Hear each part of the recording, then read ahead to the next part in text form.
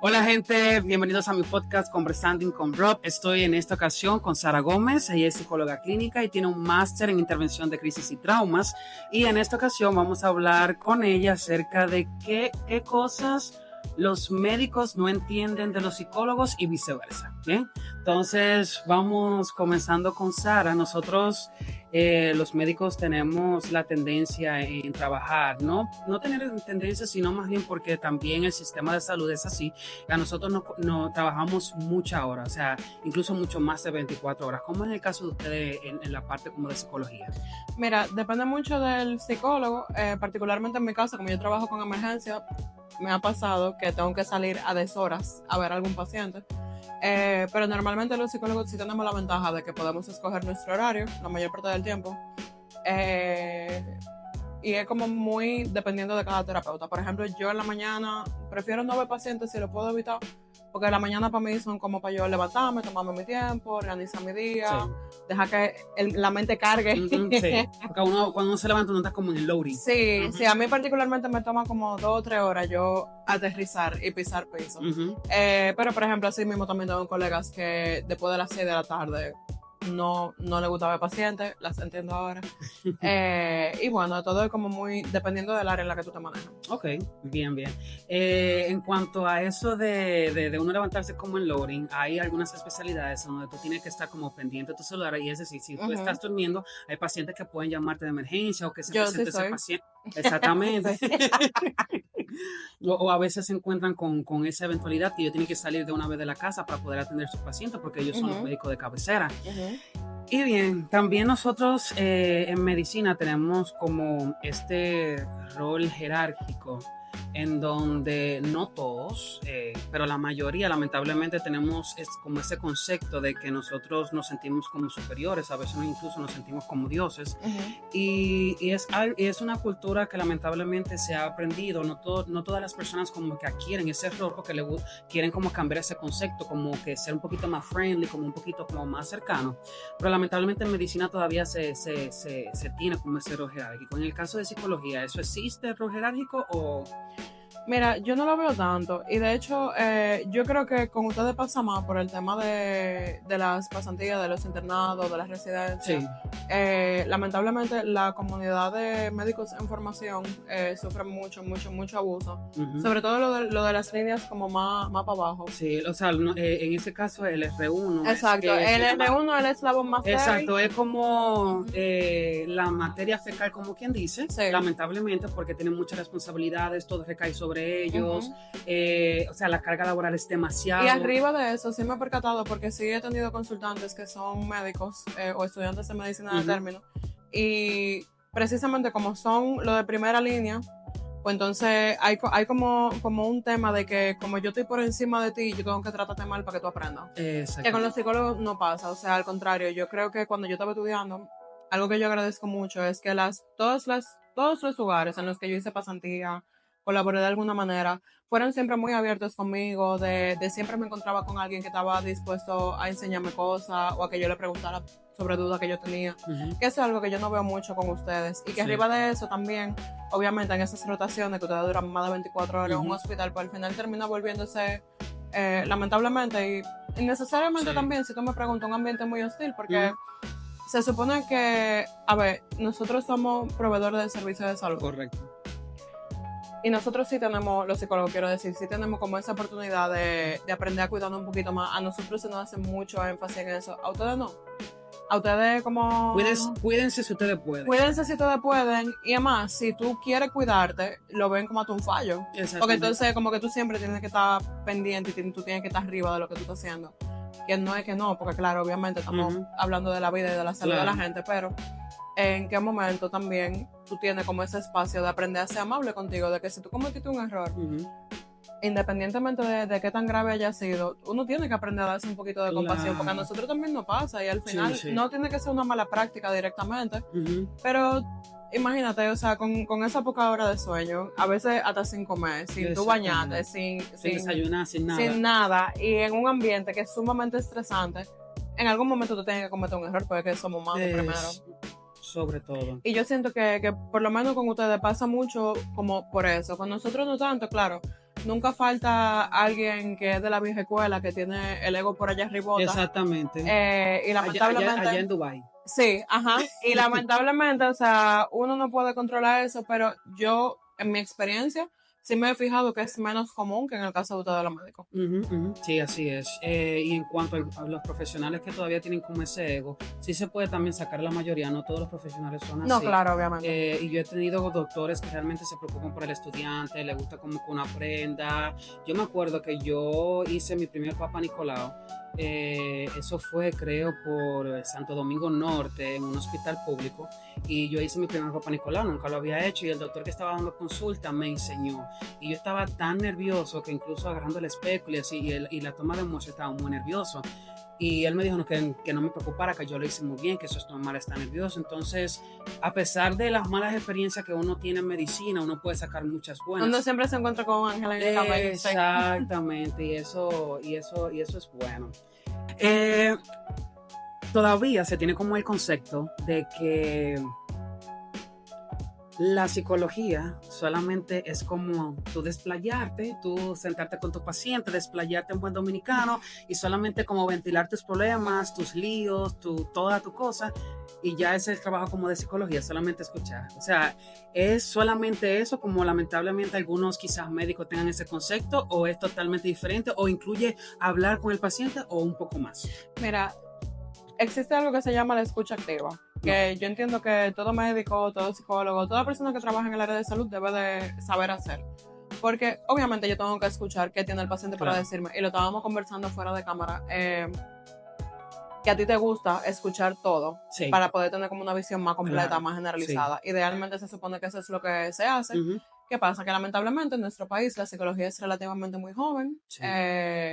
Creo que, si no recuerdo mal, la primera camada de psicólogos que salió de aquí fue hace como 40 años. Y en aquella época lo que se hablaba mucho era de psicoanálisis. No voy a hablar mal de ninguna corriente porque no lo voy a hacer, pero hay corrientes en particular que se enfocan más en esa parte de escucha y que tienden a que el terapeuta tenga un rol menos activo dentro del proceso. En aquella época, claro, obviamente parte de la desinformación, parte de la falta de información, mejor dicho, y que obviamente cada quien tiene como su manera de ver la psicología antes de todo lo que está pasando ahora, que ya estamos más consolidados como ciencia.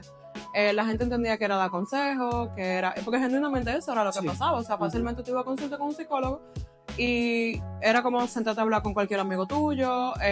Obviamente, lamentablemente pasaban muchas cosas que todavía pasan hoy, y de ahí entiendo que sale como esa idea de los médicos de que solo sea hablar, porque también como no tienen esa formación en psicología, no entienden todo el proceso que hay detrás de esa escucha activa y todo el proceso que uno hace como terapeuta escuchando, porque yo estoy aquí sentada escuchándote, pero yo estoy calculando sobre el motivo de consulta que tú me diste, estoy calculando cualquier otra información que sea importante, estoy calculando si hay alguna pregunta que yo tenga que hacerte porque necesito alguna información sobre tu proceso. Cualquier otra cosa que pueda salir que me llame la atención, que sea importante, aunque yo no lo vaya a abordar directamente en ese momento, pero tengo que tener cuenta porque al final eso tiene que ir para mis notas porque en algún momento yo tengo que abordar eso. Y aunque parezca que uno solamente está escuchando a la persona, no, realmente yo no nada más estoy escuchando y ya, o sea, yo estoy haciendo todo un proceso mental, como 5 procesos al mismo tiempo. Bien, y aparte de escuchar al paciente y de todo ese proceso que ustedes tienen en mente y cómo abordar al paciente, ¿ustedes dan algunas herramientas? Sí, claro. Se hace algo que se llama psicoeducación, que básicamente es darle información y herramientas al consultante para que se conozca un poco más sobre su proceso. Por ejemplo, yo que trabajo con trauma, me toca mucho psicoeducar sobre el proceso de duelo. O el proceso de lo que conlleva tu trabajar un trauma en sí. Porque a veces la gente tiene la noción de que, si yo quiero, yo puedo. Y no necesariamente. De hecho, ayer tuve esa misma conversación con alguien sobre un caso que estamos viendo en común y esa persona me pregunta, ¿tú crees que esa persona está lista para recibir este tipo de información? Una información aparte que tenemos sobre el caso que el consultante no maneja. Y yo le digo, mira, independientemente de lo que sea, en algún momento a esta persona le va a tocar sentarse con esto cuando esté más fuerte, pero también, independientemente de que está en la disposición, de que tiene la intención de sanarse, de que quiere dejar esa parte de su vida como en otro lugar o que quiere integrarlo, Sí. el cuerpo también tiene que hacer su proceso. Y uno también como ser humano tiene que hacer su proceso. Hay cosas que son difíciles de digerir. Y no todo es tan blanco o negro como les pasa a ustedes, porque sí yo sé que los médicos están muy enfocados a resultados. O sea, tal medicamento tiene que funcionar para tal condición y si no funciona, entonces hay que revisar porque con nosotros no, con nosotros es diferente. Nosotros sí esperamos como esa resistencia al cambio, quizás hasta por parte del mismo paciente o consultante. Hay veces que la gente cree que está lista para procesar algo y no lo está. Y eso es normal y eso también hay que respetarlo. Exacto. Porque uno tiene como que reconocer como esa parte. Sí, claro, totalmente. Y que muchas veces eso no tiene que ver conmigo como terapeuta, sino que eso es parte del proceso de la persona. Hay veces que la gente quiere tomarse un hiato de la terapia para poder integrar todo lo que ha trabajado hasta ahora, para poder poner a prueba lo que ha trabajado hasta ahora. Y eso también es válido, que obviamente es muy diferente a lo que ustedes trabajan. Sí, sí. Y yo creo que una de las discordancias más grandes que surge parte de eso. Sara, tú estabas mencionando acerca de que nosotros los médicos somos más como por resultados y hay cierta verdad en eso porque nosotros si ponemos un medicamento, por ejemplo un antibiótico por 14 días y no vemos que el paciente tiene evolución, entonces nosotros verificamos qué realmente está pasando para entonces colocarle un medicamento que sí puede erradicar esa infección que tiene el paciente. Otra cosa, Sara, dentro de la psicología he podido ver que hay ciertos máster en donde uno se puede inclinar. ¿Cómo se maneja eso? ¿Es igual como la medicina que tiene como las subespecialidades o cuál es la diferencia? Sí, básicamente yo creo que como la misma diferencia porque al final, al igual que la medicina tiene diferentes áreas de especialidad, la psicología también. Por ejemplo, como tú mismo mencionabas, en mi caso yo trabajo con crisis y trauma. Hay una serie de habilidades específicas que tú tienes que tener como terapeuta para trabajar con tema específico. Por ejemplo, qué sé yo, en mi caso, a pesar de que yo trabajo con crisis, por ejemplo, yo no trabajo con cuidados paliativos. Tú ves, no es mi área. No tengo las herramientas para eso. Pero si en dado caso se te presenta como la oportunidad, aunque no sea tu área, tú puedes como que yo puedo, intentar. En buen dominicano, sí, yo puedo intentar meter mano, pero obviamente los protocolos existen por una razón, ¿verdad? Que nosotros los psicólogos también lo tenemos, aunque no todo siempre sea de protocolo o al pie de la letra. Pero, por norma general, cada población tiene sus necesidades específicas y hay maneras específicas de tú abordar las temáticas de esa población. Entonces, por ejemplo, precisamente quizá por mi formación, yo puedo trabajar un caso, puedo asistir a alguien un día, pero no es el área a la que yo me dedico precisamente porque no es el área en la que yo estoy formada como tal. O por ejemplo también, aquí no estoy muy consciente de cómo se maneja eso, pero yo sé que por ejemplo en España, dentro del triaje en una emergencia, hay un equipo de psicólogos que trabajan primero auxilio. A mí me encanta esa parte, yo no la trabajo, pero sí, para eso a mí me entrenan también. Ahora, por ejemplo, hay otras cosas, como por ejemplo, todo lo que tiene que ver con psicología perinatal. Por ejemplo, yo no trabajo eso. Eso es una especialidad aparte. Ahora, sí hay habilidades específicas que todo terapeuta debe tener, así como habilidades específicas que todo médico debe tener. Para poder ejercer. Por ejemplo, me gusta o no me gusta, yo tengo que saber trabajar con depresión, tengo que saber trabajar con ansiedad, tengo que saber reconocer por lo menos indicios de otro tipo de trastornos en caso de que lo haya. Porque no todo es un trastorno genuinamente, pero hay casos en los que sí. Y en el caso en el que sí lo sea, yo tengo que saber por lo menos cómo se ve para saber cuándo me toca referir a diagnóstico o cuándo me toca referir a evaluación. Y en ese caso de especialidad, bueno, en el ámbito, mejor dicho, de cuando ustedes abordan el paciente, ustedes tienen la libertad como de referir a psiquiatría o referir quizás a un especialista, ya sea un cardiólogo, ya sea un endocrinólogo. Mira, por ejemplo, ya con esas especialidades, como es algo más orgánico, nosotros normalmente no nos tomamos esa libertad porque, bueno, imagínate, en primer lugar yo no soy médico, aunque yo tenga un Entonces, ustedes solamente pueden referir a un psiquiatra. Por norma general, sí, porque también al final es lo que nos compete. Ahora, por experiencia de vida, qué sé yo, hay cosas que yo la puedo identificar de manera particular, yo como individuo. Y entonces ya si yo puedo sugerirle quizás, mira, te recomiendo que tú vayas y te cheques eso con tal médico. No con un médico en específico el doctor fulano, pero sí quizás con algún área en específico. Por ejemplo, que me tocó en algún momento también, un consultante de trauma, por el tema de que tenía tanto tiempo viviendo con ese PTSD, estaba comenzando a desarrollar una taquicardia rarísima. Una taquicardia sinusal. Sí. Y al final yo me tomé la libertad de referirlo a cardiología, porque si te está dando taquicardia y no es normal, ve donde un cardiólogo, o sea, ahí sí. Ahora, ¿qué pautas? No, porque yo no soy médico, vuelvo y repito. Y como esa no es mi demarcación, pues yo cumplo con mi parte, con lo propio, entonces yo te refiero a donde te toque. Si puedo, pero normalmente sí, a psiquiatría, a neurología, son como las áreas más comunes a las que me ha tocado referir. Y en el caso de psicología, los pacientes que ustedes reciben, los pacientes que ustedes abordan, ¿todos necesitan psicofármacos? No, definitivamente no. Y excelente pregunta, porque a veces la gente piensa, claro, y que viva los antidepresivos. O sea, sí, para quien lo necesita, sí. Pero genuinamente, yo creo que es muy importante ver y entender el contexto de esa persona.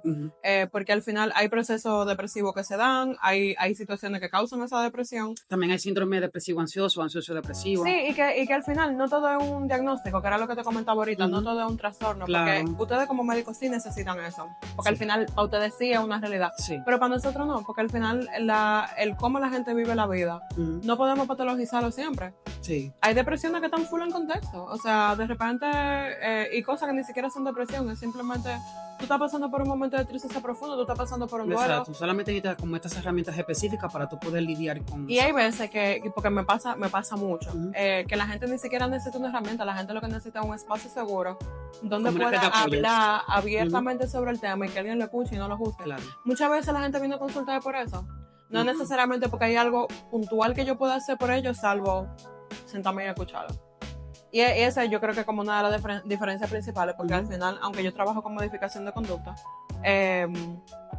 no todo tiene que ser modificado, no a todo yo tengo que adaptarme, no por todo yo me tengo que medicar. Hay emociones que definitivamente tengan contexto, aunque sean disruptivas o puedan ser percibidas como disruptivas por otra persona. Y eso es parte de la vida. Sí, es cierto. No podemos patologizar la vida y si yo puedo decir algo hoy aquí, yo quiero que sea eso. Porque tenemos una noción muy equivocada. Lamentablemente el internet, aunque excelente herramienta para muchas cosas, para otras lamentablemente ha sido de no mucha ayuda. Y hay mucha gente haciendo divulgación sobre salud mental que al final lo que hace es que termina patologizando a la gente o vendiéndote la idea de que tú tienes que estar feliz todo el tiempo, o tú tienes que ser tu mejor versión. Tú no tienes que ser tu mejor versión. No, hay que validar cada sentimiento. Claro, y que cada sentimiento o emoción tiene un propósito. Todo tiene un propósito y no sale de cero. Yo creo que lo importante es poder honrar esa emoción, aunque entendamos que no tenemos el derecho a actuar sobre esa emoción directamente en ese momento. No, es cierto.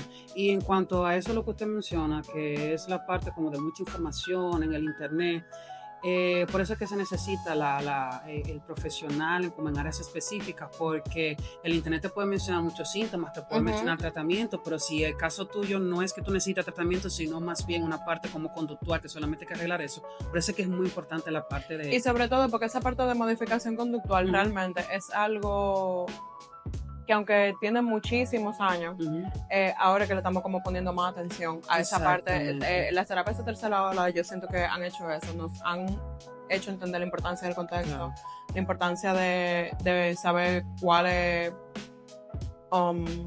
la causa de una conducta para poderla modificar de manera específica.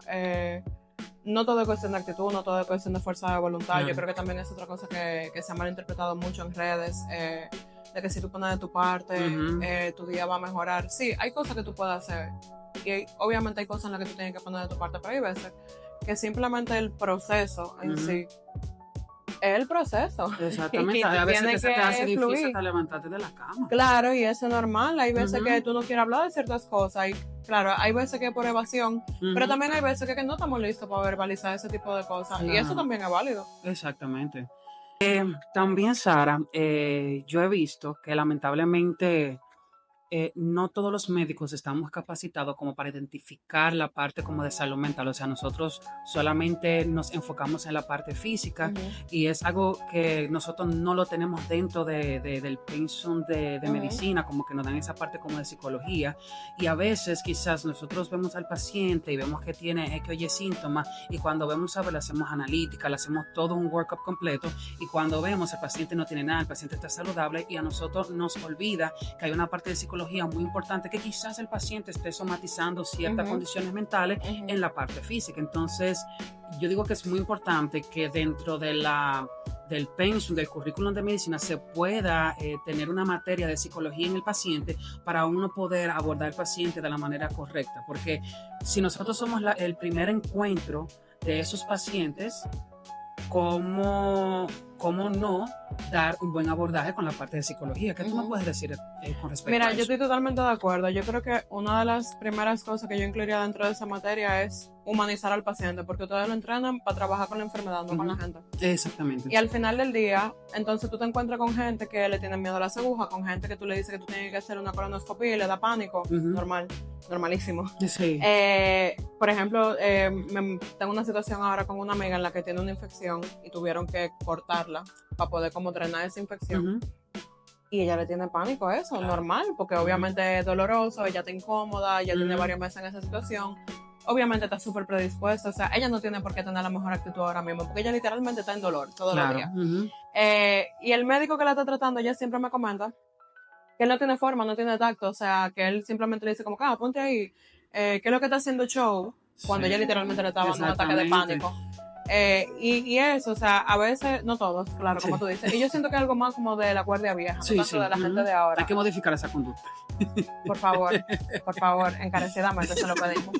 Que eso no te duele nada que lo que tú haces ahí gritando por dolor. Sí, claro, y yo entiendo desde el punto de vista de que obviamente como médico tú tienes que actuar rápido, tú tienes que resolver, pero también no se te puede olvidar que el paciente no es médico. Exactamente. Y aunque lo sea, sigue siendo una persona que está en medio de una situación, cónchale, un poquito de empatía da para mucho. Claro, y no, en el caso ese de la situación de tu amiga Sara, o sea, si tú vas a hacer un procedimiento que va a ser doloroso para la paciente, obviamente tú no lo vas a sentir porque tú no estás, no es a ti a quien te están haciendo el procedimiento. Lo que tú tienes que hacer es lo siguiente: mire, yo voy a hacer tal procedimiento, te va a doler, sé que va a ser un poquito incómodo, pero vamos a hacer esto lo más rápido posible para evitar tanto dolor. Esa es la manera correcta, totalmente. para que así el paciente pueda ya tener como una noción de antemano de lo que se va a hacer, para que entonces ya al momento de presentar cualquier dolor ya él sepa.